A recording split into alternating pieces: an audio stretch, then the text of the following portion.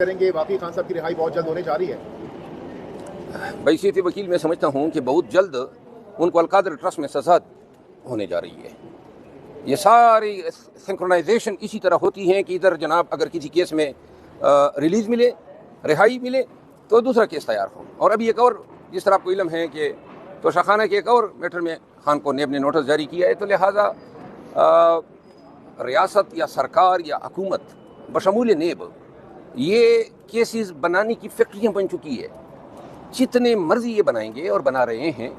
میں نہیں سمجھتا ہوں کہ جب تک خان کو رہا کرانے کا اب وہی ایک فارمولہ کام کر سکتا ہے جو شہریار افریدی کے کیس میں اپلائی ہوا تھا.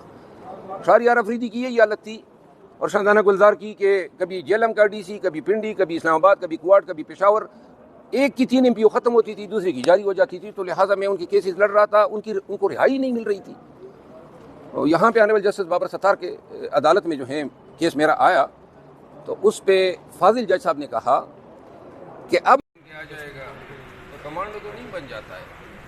ہاں محترمہ کچھ ایکشن دکھائے، کچے میں چلی جائے، کچے کے ڈاکیوں کے خلاف فرائض جو ہیں وہ لیڈ کریں، پنجاب پولیس کے دستوں کو قیادت کریں اور کچے کے ڈاکوؤں کا صفایا کریں، یا پھر اپنے ہی جو آس پاس ڈاکو ہیں جو ان کے ارد گرد ہیں پکے کے